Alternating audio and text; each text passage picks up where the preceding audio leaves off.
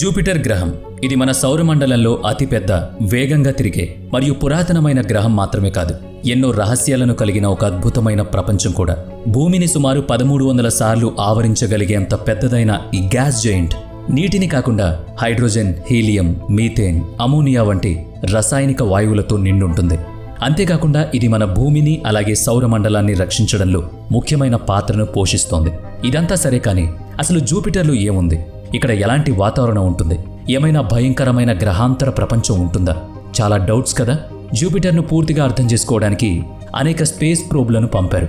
కానీ ఈ గ్రహంలో ఉన్న గాలి ఒత్తిడి, అధిక ఉష్ణోగ్రత కారణంగా వాటిలో చాలా స్పేస్ ప్రోబ్లు తమ పని పూర్తి చేయలేకపోయాయి. అయితే ఈ రోజు మనం జూపిటర్ లోపలికి తీసుకువెళ్ళబోతున్నాం. మరి మీరు సిద్ధంగా ఉన్నారా? రండి, జూపిటర్ లోపల ఏముందో చూద్దాం. ముందు కొన్ని ప్రిపరేషన్స్ చేయాలి.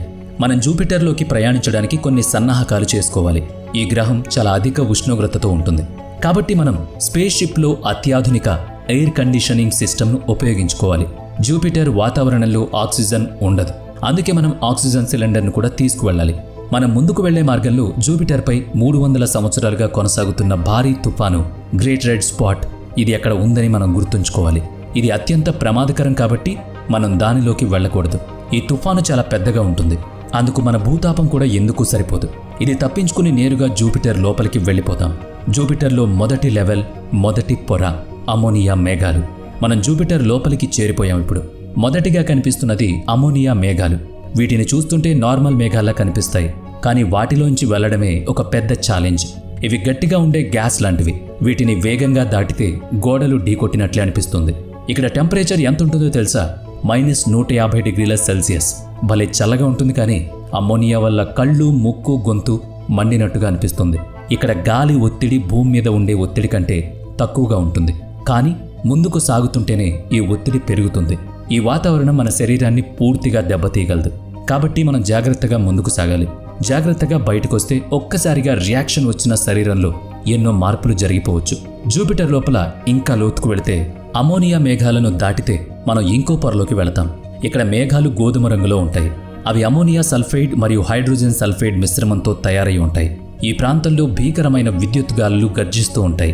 ఇది భయపెట్టే లెవెల్లో ఉంటుంది, కానీ మనం మాత్రం స్పేస్ షిప్లో కూల్గా ఉన్నాం. ఇక్కడ మనం ఒక ఇంట్రెస్టింగ్ ఎక్స్పెరిమెంట్ చేద్దామనుకుంటే ఎలా ఉంటుంది? అగ్గిపెట్టె వెలిగిద్దామనిపిస్తే అది వెలుగుతుందా? అస్సలు వెలగదు, ఎందుకంటే జూపిటర్ వాతావరణంలో ఆక్సిజన్ ఉండదు.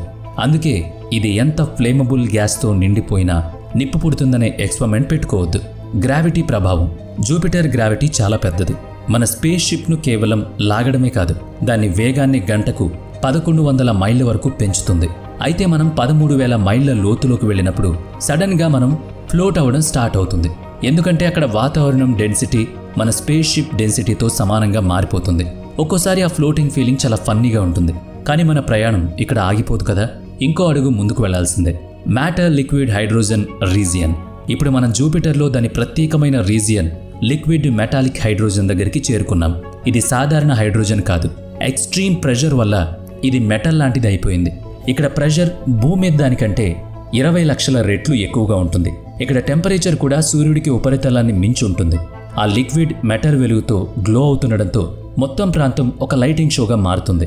కానీ ఇంతటి వెలుగులో మనకు ఏం కనిపించదు. ఇది ఒక విధంగా మిస్టర్ లొకేషన్ అని చెప్పొచ్చు. జూపిటర్ కోర్ సాలిడ్ ఉపరితలం. మరికొంత లోతుగా వెళితే మనం జూపిటర్ కోర్కు చేరుకుంటాం. జూపిటర్ కోర్ చాలా వింతగా ఉంటుంది. ఇది రాళ్లు మరియు ఎగ్జాటిక్ ఐస్ల మిశ్రమంతో ఉంటుంది. భూమి ద్రవ్యరాశితో పోల్చితే ఇది 10 రెట్లు ఎక్కువగా ఉంటుంది. అక్కడ ఉష్ణోగ్రత 36,000°C ఉంటుంది. ఊహించగలరా? ఇంతటి వేడిలో మనం కేవలం కొన్ని క్షణాలు మాత్రమే బ్రతకగలం. ఈ ప్రదేశంలో గాలి ఒత్తిడి కూడా భయంకరంగా ఉంటుంది. మరి ఇక్కడి నుంచి బయటకు రావడమే మంచిది కదా, మన ప్రాణాలు నిలబడాలంటే. జూపిటర్ కోర్ చేరిన తర్వాత అర్థమైంది, ఇక్కడి నుంచి మనం ఇంకేం చేయలేం. ఇంతటి వేడి, ఒత్తిడి, ఇంకా ఆ వాతావరణం మనుషులని సర్వైవ్ అవ్వనివ్వదు. అది కాకుండా మన స్పేస్ షిప్ కూడా ఇక్కడ ఎక్కువసేపు ఉండాల్సిందే. కానీ ఈ ప్రయాణంలో చాలా కొత్త విషయాలు తెలుసుకున్నాం. జూపిటర్లో సాలిడ్ ల్యాండ్ లేదు అనుకునేవారు ఉన్నారు, కానీ సాలిడ్ కోర్ ఉందని ఇప్పుడు సైంటిస్టులు కూడా బలంగా చెబుతున్నారు. ఈ కోర్ రాళ్లతో, ప్రత్యేకమైన ఐస్తో తయారై ఉంటుంది. అంతేకాకుండా ఇది మన గ్రహం మొత్తాన్ని లాక్ చేయగల బలాన్ని కలిగి ఉంది. మళ్ళీ బయలుదేరదాం. ఇంతటి డేంజరస్ ట్రిప్ తర్వాత జూపిటర్ లోపల ఇంకేం చూడాలని ఉత్సాహం కూడా ఉండదు. మన స్పేస్ షిప్ను రివర్స్ చేసుకుంటే బెస్ట్. బయటకు వచ్చేటప్పుడు జూపిటర్ గ్రావిటీ, దాని గ్యాస్ లేయర్స్ మనకు అడ్డు రావచ్చు, కానీ మన స్పేస్ షిప్ సేఫ్గా బిగ్గెస్ట్ స్మైల్తో బయటపడింది. జూపిటర్ను ఇలా లోపల నుంచి చూస్తే వావ్ అనిపించక మానదు. ఇది ఒక అద్భుతమైన గ్రహం మాత్రమే కాకుండా భూమిని రక్షించే సూపర్ హీరోలా కూడా ఉంటుంది. బ్రహ్మాండంలో ఎక్కడి నుంచి ఏ పెద్ద ఆస్ట్రాయిడ్ వచ్చినా దాన్ని అట్రాక్ట్ చేసి భూమి దగ్గరికి రానివ్వకుండా కాపాడుతుంది. అందుకే జూపిటర్ను సౌరమండలంలో మన గార్డియన్ ప్లానెట్ అని కూడా పిలుస్తారు. ఇంకా విశేషం ఏంటంటే జూపిటర్కి ఉన్న ఉపగ్రహాలు చూడ్డానికి సరదాగా ఉంటాయి, కానీ లోపలికి వెళితే అస్సలు సిస్సలు సాహసమే.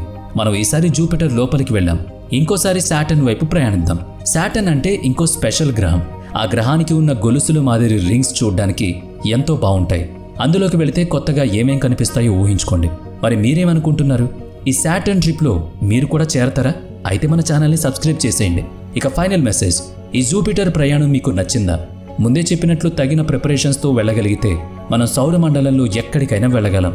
కానీ ఒక్క విషయం మాత్రం గుర్తుపెట్టుకోండి, బ్రహ్మాండం ఎప్పటికీ రహస్యాలతోనే ఉంటుంది. మనం ఏ రహస్యాన్ని ఛేదించలేం, చూసి ఆనందించడం తప్ప.